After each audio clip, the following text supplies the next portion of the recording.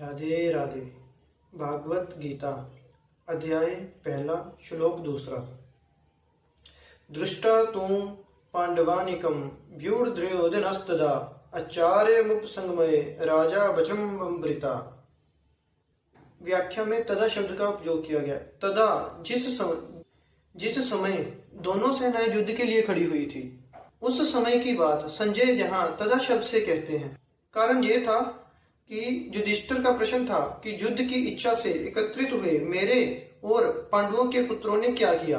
दृष्ट पांडवानी का व्यूधमा, पांडवों की वज्रव्यूह में खड़ी सेना को देखने का तात्पर्य यह था कि पांडवों की सेना बड़ी सुचारू रूप से एकत्रित की गई थी। उनके सैनिकों में कोई भी दो भाव नहीं थे, अर्थात उनके सैनिकों में कोई मतभेद नहीं था। कौरव की सेना में मतभेद था, क्योंकि दुर्योधन और दुशासन तो युद्ध करना चाहते थे, लेकिन द्रोणाचार्य, पितामह भीष्म, विकर्ण आदि युद्ध नहीं करना चाहते थे।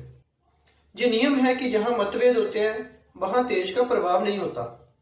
कांच कटोरो कुंभ पये मोती मिंत आवास, ताल गाब तिरिया कटक फाटा करे विनाश। पांडवों के पक्ष में धर्म और भगवान कृष्ण थे, और भगवान जिनके पक्ष में होते हैं उनका दूसरों पर बहुत असर पड़ता है। इसी कारणवश सेना की संख्या कम होने के कारण भी पांडवों के तेज का प्रभाव बहुत ज्यादा था, और इसका असर शत्रु सेना पर भी पड़ रहा था। अतः पांडवों के इस असर का प्रभाव दुर्योधन पर भी पड़ रहा था। इसी कारण दुर्योधन द्रोणाचार्य जी के पास जाकर गंभीर वचन बोलता है। श्लोक में शब्द आया है राजा दुर्योधन। दुर्योधन को राजा कहने का तात्पर्य यह है कि धृतराष्ट्र को सबसे ज्यादा अपनापन दुर्योधन में ही था। परंपरा की दृष्टि से भी युवराज जो था वो दुर्योधन ही था, और राज्य के सभी कार्यों की देखभाल भी दुर्योधन ही करता था। धृतराष्ट्र तो केवल एक नाम मात्र का राजा था।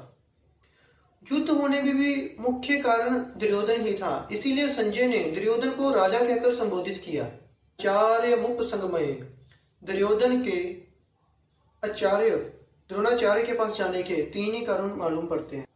पहला कारण था अपना स्वार्थ सिद्ध करने के लिए, और द्रोणाचार्य के भीतर पांडवों के प्रति द्वेष भरने के लिए, और दुर्योधनाचार्य को अपनी तरफ करने के लिए विशेषता दुर्योधन द्रोणाचार्य के पास गया। दूसरा कारण यह बनता है कि व्यवहार के कारण गुरु को आदर देने के प्रति भी द्रोणाचार्य के पास जाना। तीसरा कारण यह था कि मुख्य व्यक्ति का युद्ध में यथास्थान खड़े रहना बहुत ही आवश्यक था, अन्यथा व्यवस्था बिगड़ जाती। इसीलिए दुर्योधन को स्वयं द्रोणाचार्य के पास जाना पड़ा। यहाँ एक शंका भी हो सकती थी, दुर्योधन तो भीष्म पितामह के पास भी जा सकता था, फिर वो सिर्फ द्रोणाचार्य के पास ही क्यों गया?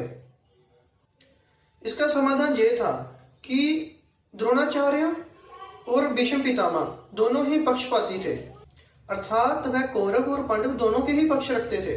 उन दोनों में भी द्रोणाचार्य को राजी करना ज्यादा जरूरी था, क्योंकि द्रोणाचार्य के साथ दुर्योधन का गुरु और शिष्य का संबंध था। दूसरी तरफ भीष्म पितामह के साथ दुर्योधन का पारिवारिक संबंध था, और अर्जुन पर द्रोणाचार्य की विशेष कृपा थी। इसी कारणवश द्रोणाचार्य को राजी करने के लिए दुर्योधन द्रोणाचार्य जी के पास गया। और व्यवहार में भी ये देखा जा सकता है कि जिसके साथ हमारा ज्यादा स्नेह नहीं है उसको ज्यादा आदर देकर राजी करना पड़ता है। दुर्योधन के मन में दूसरी तरफ यह भी था कि भीष्म तो उनके दादाजी हैं, उनके पास जाऊं या ना जाऊं, अगर वो नाराज हो भी गए तो किसी न किसी तरीके से मैं उनको राजी कर लूंगा। कारण यह था कि भीष्म पिता के साथ दुर्योधन का कुटुंबित स्नेह था, जिसके कारणवश दुर्योधन द्रोणाचार्य जी के पास गया। वचनम अम्बरम्बित, जहां अम्बरम्बित कहना ही काफी था, क्योंकि अम्बरम्बित क्रिया के अंदर ही वचनम आ जाता है, अर्थात दुर्योधन बोलेगा तो वचन ही बोलेगा, तो जहाँ पे वचन शब्द की आवश्यकता नहीं थी। फिर भी वचन शब्द देने का तात्पर्य यह है कि दुर्योधन वहां पे नीति युक्त वचन बोलता है, जिसके फलस्वरूप द्रोणाचार्य के मन में द्वेष पैदा हो जाए पांडवों के प्रति, और वो कौरवों के पक्ष में रहते हुए ठीक से युद्ध करें, जिससे हमारी विजय हो जाए और हमारा स्वार्थ सिद्ध हो जाए। द्रोणाचार्य जी के पास जाने के बाद दुर्योधन ने क्या वचन बोला, इसे हम बताएंगे अगले श्लोक में। तब तक के लिए राधे राधे।